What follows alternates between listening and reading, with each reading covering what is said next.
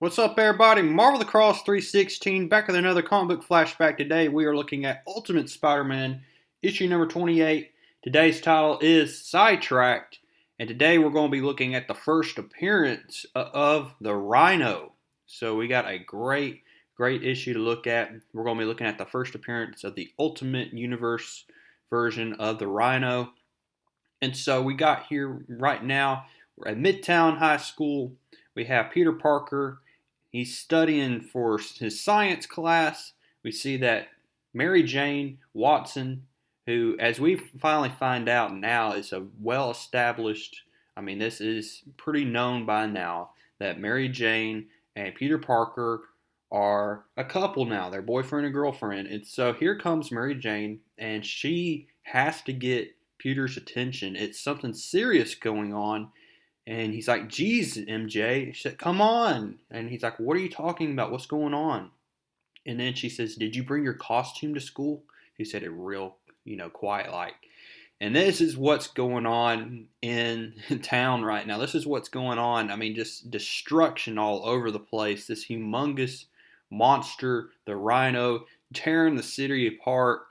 We see here it says, this is the story as we know it right now. A half hour ago, this large monstrosity you see, a man calling himself only the Rhino, literally charged headfirst into Chase Manhattan Bank in Lexington and 55th. We have conflicting reports at this time, but one report states that this Rhino person cracked the bank vault in half, presumably in an attempt to rob the institution.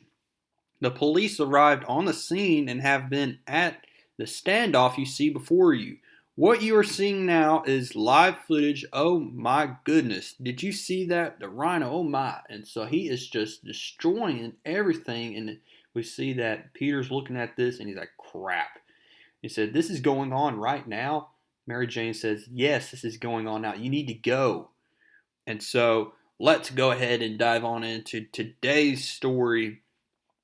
We see here just a little bit of a flashback to what happened and what's been going on previously. We see that the bite of an irradiated spider granted high school student Peter Parker incredible arachnid-like powers, strength, agility, a spider-like sixth sense warning him of personal danger, and most amazing of all, Peter can walk on walls. When a burglar killed his beloved Uncle Ben, a grief-stricken Peter vowed to use his amazing abilities to protect his fellow man. He had learned an invaluable lesson. With great power, there must also come great responsibility. Now the fledgling superhero tries to balance a full high school curriculum, a night job as web designer of the tabloid The Daily Bugle, his relationship with the only person who knows his secrets, the beautiful Mary Jane Watson, and swing time as the misunderstood web-slinging Spider-Man. And so let's go ahead and dive on into today's story. You know who's involved in all this. I don't have to tell you every time. So let's go ahead now, get started. We see that Rhino is on a rampage here, and we see that Peter Parker's like, crap, I'm going to miss fourth period. And she's like, who cares? Peter says, the French. So he has like a French class, I guess. And so she tells to the TV, my boyfriend's going to kick your butt. And so let's see if Spider-Man can stop this monstrosity of the Rhino. And she looks at the TV and she's kind of concerned, and I would be too. He's going to get into some dangerous territory here. So he's racing down the hallway. He goes to his locker, gets his backpack. He has his spider suit and his backpack, when all of a sudden he's going to be stopped by his Aunt May. And he's like, Aunt May, what are you doing here? And so she tells Peter Parker that she's coming to a teacher-parent conference. And he's like, when did you tell me this? And she said, I thought I did. And so here comes Peter's math teacher, Mr. De Palma, and he asked Peter to join them in this meeting, and he has no choice. He has to go in this meeting now. He needs to go to New York City to stop the Rhino, but now he's in this parent-teacher conference. And so the teacher basically says, look, I just wanted to tell you that Peter is an outstanding student, but he seems to be distracted as of late. And just to show you, Peter Parker is distracted during this meeting, and Aunt May's like, "Why are you so distracted?" And he said, "Well, and he comes up with his excuse that he needed to help somebody in study hall, and Miss Freakin or Friedkin gave him he promised her that he would help the student or whatever, trying to get out of this meeting, and it works. So he said, "Hey, can I go back now? I need to help this student." So the teacher says, "Go, not of course." So we see that he leaves. Now he needs to get out of school.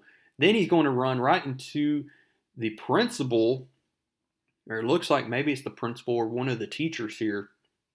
And he's like, "Hey, get back here. You need to go to class."